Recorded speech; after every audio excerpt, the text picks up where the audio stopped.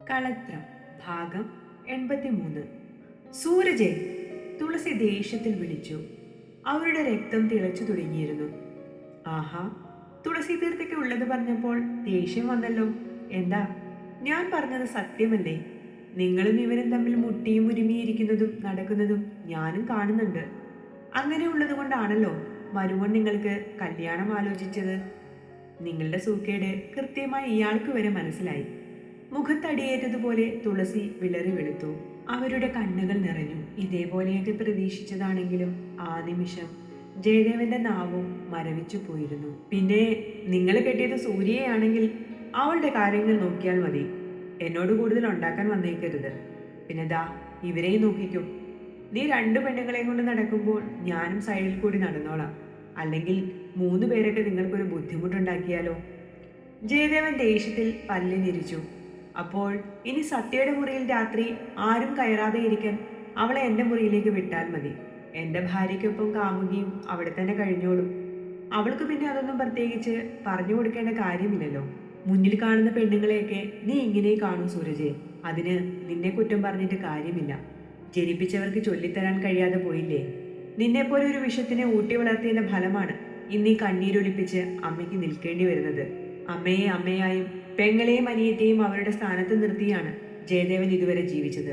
മുന്നിലുള്ള സ്ത്രീയോട് കാമത്തോടെ മാത്രം സമീപിക്കാൻ ഞാൻ നിന്നെപ്പോലെ തരം താഴ്ന്നിട്ടില്ല. ഈ ലോകത്ത് ഈ ഒരൊറ്റ വികാരം മാത്രമല്ല സൂരജയുള്ളത്. കണ്ണു തുറന്ന് നിനക്കത് കാണേണ്ടുന്ന ഒരു കാലം ഉറപ്പായും ഉണ്ടാകും. നാഴികയ്ക്ക് 40 വട്ടവും നീ പുച്ഛിക്കുന്ന ഈ സ്ത്രീയില്ലായിരുന്നുവെങ്കിൽ നിന്റെയൊക്കെ ജീവിതം എന്താകുമായിരുന്നു? ഇവരുടെ വിയർപ്പിലാണ് നീയൊക്കെ മതം പൊട്ടി നടക്കുന്നത്. ഇപ്പോഴും ഈ വീട്ടിൽ നിന്ന് നീ ഇറക്കുന്ന ഒരു ഗ്ലാസ് വെള്ളത്തിന് പോലും ഇവരുടെ അധ്വാനം ഉണ്ടാവും. പിന്നെ ഇവരുടെ അധ്വാനത്തെക്കുറിച്ച് നല്ല അറിവാണല്ലോ അളിയ. എങ്ങനെയാ? സൂരജ് മീശയിൽ തലോടി വൃത്തികെട്ട രീതിയിൽ ജയദേവനെ നോക്കി ചോദിച്ചു.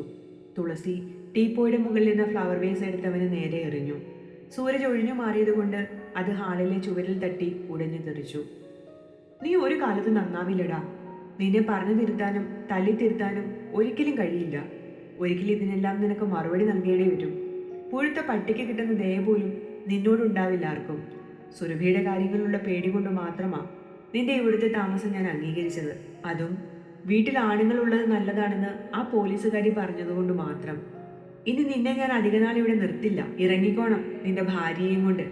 ഓ, കെട്ടാമുട്ടി നിൽക്കുമ്പോൾ വീട്ടിലുള്ളവരെ പറഞ്ഞു വിടണ്ടേ? ഒടുക്കത്തെ ബുദ്ധിയാണല്ലോ തള്ളേ നിങ്ങൾക്ക്. എന്റെ ബുദ്ധിയേക്കാൾ നീ ഇനി അറിയാൻ പോകുന്നത് നിന്റെ മുറിയിലിരിക്കുന്നവളുടെ ആകും. നീ ചെല്ല്, നിന്റെ ഭാര്യ കാത്തിരിക്കുന്നുണ്ട്. സത്യയെപ്പോലെയല്ല കൃഷ്ണ, അത് നിനക്ക് ഉടനെ തന്നെ മനസ്സിലാകും. സൂരജിന് കൃഷ്ണയായാലും സത്യയായാലും ഒരേപോലെയാണെന്ന് വാര്യത്തെ തറവാട്ടമ്മ മറന്നുപോയെന്ന് തോന്നുന്നു. സൂരജ് ഉപയോഗിച്ച 2 സ്ത്രീകൾ, ഞാൻ വേണ്ടെന്ന് പറഞ്ഞാൽ കരഞ്ഞുകൊണ്ട് നിൽക്കുന്ന 2 പേർ. എനിക്ക് മുമ്പിൽ അവർ കരഞ്ഞു നിൽക്കൂ. അതിനെ ഞാൻ തുളസി തീർത്ഥയ്ക്ക് കാണിച്ചു തരുന്നുണ്ട്. അവൻ സ്റ്റെയർ കയറി പോകുമ്പോൾ ജയദേവൻ മുഖം താങ്ങി ഹാളിൽ തന്നെ ഇരുന്നു. പ്രസവിച്ചില്ലേലും അമ്മയുടെ സ്ഥാനമുള്ള സ്ത്രീയെ ചേർത്ത് പറഞ്ഞതൊക്കെ അവനുള്ളിൽ ഒരു മുറിവായി തീർന്നു. ആദ്യമായിട്ടാണ് അവൻ ഇങ്ങനെയുള്ള ആരോപണങ്ങളിൽ പെടുന്നത്. ആദ്യമൊക്കെ വിടുവായത്തരം പോലെ തള്ളിക്കളഞ്ഞ വാക്കുകൾ ഇന്ന് അവന്റെ സമനിലയെ തന്നെ തെറ്റിക്കുന്നുണ്ടായിരുന്നു. ഉള്ളിലെ സംഘർഷങ്ങളെ അടക്കി തുളസി ജയദേവനെ വിളിച്ചു. ജയ. അവരെ നോക്കാൻ കഴിയാതെ അവൻ മൂളിക്കൊണ്ട് വിളി കേട്ടു. എൻ്റെ മകൻ പറഞ്ഞതുപോലെ ഒരാണിന്റെ ചൂടറിയാതെ എനിക്കും ജീവിക്കാൻ കഴിയില്ലെന്ന തോന്നലുകൾ കൊണ്ടാണോ നീ എന്നോട് കല്യാണം കഴിക്കാൻ പറഞ്ഞത്? തുളസിയുടെ ചോദ്യം അവന്റെ സമനിലയെ തെറ്റിക്കുന്നതായിരുന്നു. അവൻ ചാടി എഴുന്നേറ്റ് മുന്നിൽ എന്ന ടീപ്പോ കാലുകൊണ്ട് ചവിട്ടി നീക്കി. തുളസി പകപ്പോടെ ചാടി എഴുന്നേറ്റു. ജയദേവന്റെ ഇങ്ങനൊരു മുഖം അവർ ആദ്യമായി കാണുകയായിരുന്നു. ദേഷ്യം വന്നാൽ ജയേട്ടന്റെ സ്വഭാവം അമ്മയ്ക്ക് അറിയാൻ വയ്യാത്തത് കൊണ്ടാണ് ഇങ്ങനെ സപ്പോർട്ട് ചെയ്യുന്നതെന്ന് ഒരിക്കൽ സൂര്യ പരാതി പറഞ്ഞതാണ് ആ നിമിഷം അവരോർത്തത്. അവന്റെ മുഖത്തേക്ക് നോക്കുമ്പോൾ കണ്ണുകൾ ഇറുക്കിയടിച്ച് മുഷ്ടി ചുരുട്ടി ദേഷ്യത്തെ നിയന്ത്രിക്കുന്നത് അവർ കണ്ടു. അല്പനേരത്തെ നിശബ്ദതയ്ക്ക് ശേഷം കണ്ണു തുറക്കുമ്പോൾ ജയദേവന്റെ കണ്ണുകൾ ചുവന്നിരുന്നു. ഞാനൊരു സാധാരണ മനുഷ്യനാണ്. പരിധിയിൽ കൂടുതൽ ദേഷ്യത്തെ നിയന്ത്രിക്കാനും ചിരിച്ചിടപഴകാനും എനിക്ക് കഴിയില്ല. ആദ്യമൊക്കെ ഞാൻ വിചാരിച്ചിരുന്നു ഇത്രയും നല്ലൊരമ്മയ്ക്ക് എങ്ങനെയാ ഇത്രയും മോശം സ്വഭാവമുള്ള മക്കളെ കിട്ടിയതെന്ന്. പക്ഷേ ഇപ്പോഴെനിക്ക് വ്യക്തമായി അതിന് ഉത്തരമുണ്ട്. അമ്മയുടെ മക്കൾക്ക് നിങ്ങളുടെ ഉള്ളിലെ നല്ല ഗുണങ്ങളെക്കാൾ മോശം വശങ്ങളാണ് കിട്ടിയിരിക്കുന്നത്. തുളസിയുടെ നെഞ്ചിലൊരു ഈർഷ്യവാൾ പാഞ്ഞിറങ്ങി. സത്യം, മക്കൾ അവരുടെ മാതാപിതാക്കളുടെ ഗുണദോഷങ്ങൾ കൂടി ഏറ്റുവാങ്ങിയാണ് വളർന്നു വരുന്നത്. അമ്മയുടെ ഗുണത്തേക്കാളേറെ സുരഭിയിലും സൂരജിലും ഉള്ളത് ദോഷവശങ്ങൾ തന്നെയാണ്. അനാവശ്യമായ പിടിവാശികൾ ഉൾപ്പെടെ എല്ലാം അമ്മയിൽ നിന്ന് കിട്ടിയതാണ്. അമ്മയ്ക്കിനി പിടിവാശിയില്ലെന്ന് പറയരുത്. സത്യയുടെ കാര്യം തന്നെ എടുത്താൽ പോരെ. സത്യ എൻ്റെ പിടിവാശി തന്നെയായിരുന്നു ജയ. അതിനെനിക്ക് ഇന്നും എൻ്റെ ന്യായങ്ങളുണ്ട്. അവളെ വളർത്തിയതിൽ എനിക്ക് പിഴവ് സംഭവിച്ചു. ഞാനത് അംഗീകരിക്കുകയും ചെയ്യുന്നു. അവളെ മാത്രമല്ല, അമ്മയുടെ എല്ലാ മക്കളെയും വളർത്തുന്നതിൽ വന്ന പിഴവ് വലുതാണ്. സൂര്യയ്ക്ക് അവൾക്ക് വേണ്ടുന്ന അവസരം കിട്ടാത്തതുകൊണ്ട് മാത്രമാണ് അവളുടെ ജീവിതം പാളിപ്പോകാതെ എന്നിലേക്ക് വന്നതെന്നാണ് എൻ്റെ വിശ്വാസം.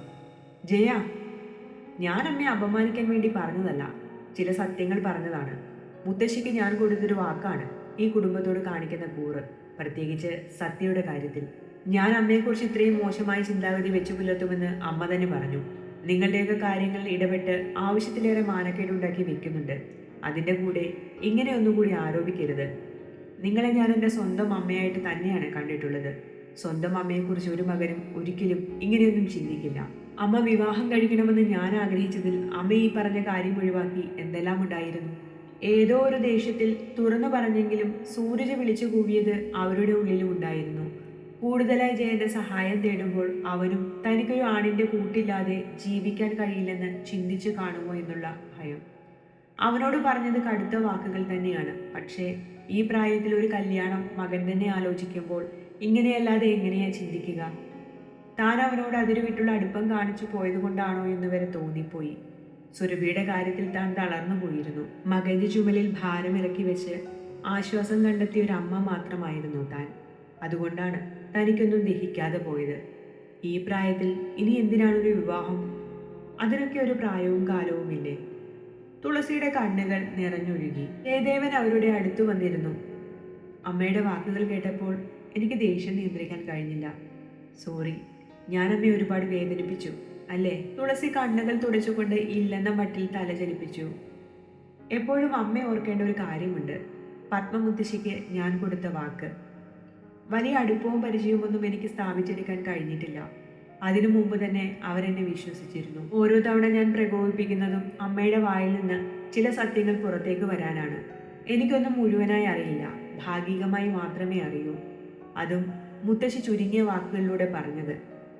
തുളസി മുഖമുയർത്തി അവനെ നോക്കി. സത്യയ്ക്ക് അവളുടെ അമ്മയുടെ സഹോദരങ്ങൾ ബന്ധുക്കളായി ഉണ്ടെന്ന് മുത്തശ്ശി എന്നോട് പറഞ്ഞിരുന്നു. പക്ഷേ ആരാണ് എന്താണെന്ന് പറഞ്ഞിരുന്നില്ല. എനിക്ക് അന്വേഷിച്ച് കണ്ടുപിടിക്കാനും കഴിഞ്ഞിരുന്നില്ല. മറ്റൊന്ന്, സത്യയെ തുളസി പൊതിഞ്ഞു പിടിച്ചു നിർത്തുന്നതിന് പിന്നിൽ എന്തോ വലിയ കാരണമുണ്ടെന്ന വാക്കുകളാണ്. ആ കാരണം അമ്മ ഇതുവരെയും പറയാൻ തയ്യാറായിട്ടില്ല. ഞാനെല്ലാം പറയാൻ ചെയ്യാം, പക്ഷേ മറ്റാരും കേൾക്കാൻ പാടില്ല. അവർ അകത്തേക്ക് നോക്കിക്കൊണ്ട് പറഞ്ഞു. അമ്മയ്ക്ക് പറയാൻ തോന്നുന്നെങ്കിൽ മാത്രം പറഞ്ഞാൽ മതി. അവർ എഴുന്നേറ്റ് പുറത്തേക്ക് നടക്കുമ്പോൾ ജയനും ഒപ്പം നടന്നു.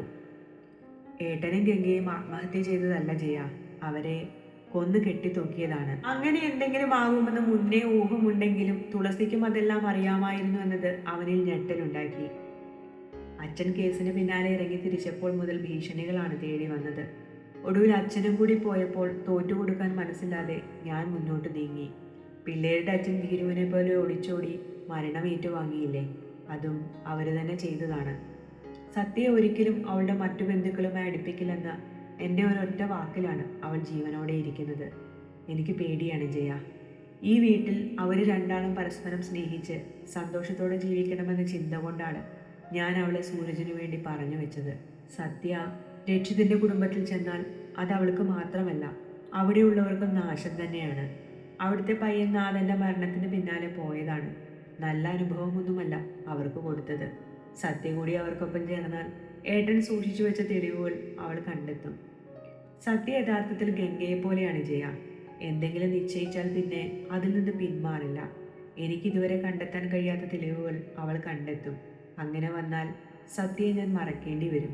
അവരെ ഒന്നും ചെയ്യാൻ കഴിയില്ല ജയ. അതുകൊണ്ട് ഞാൻ അവളെ പൊതിഞ്ഞു പിടിച്ചു, ഭയപ്പെടുത്തി വളർത്തി. കാരണം എനിക്ക് അവളെ നഷ്ടപ്പെടുത്താൻ കഴിയില്ലായിരുന്നു.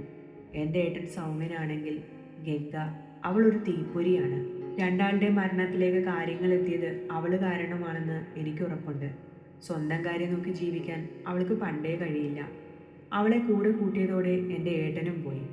മരിച്ചിട്ട് മടങ്ങാത്ത ദേഷ്യത്തിന് പിന്നിൽ ഇതും ഒരു കാരണമാണ് ജയ. ആ രക്തമാണ് സത്യ. അതേ വീറും വാശിയും അവൾക്കുമുണ്ട്. ഇന്നതെനിക്ക് വ്യക്തമായിട്ടറിയാം.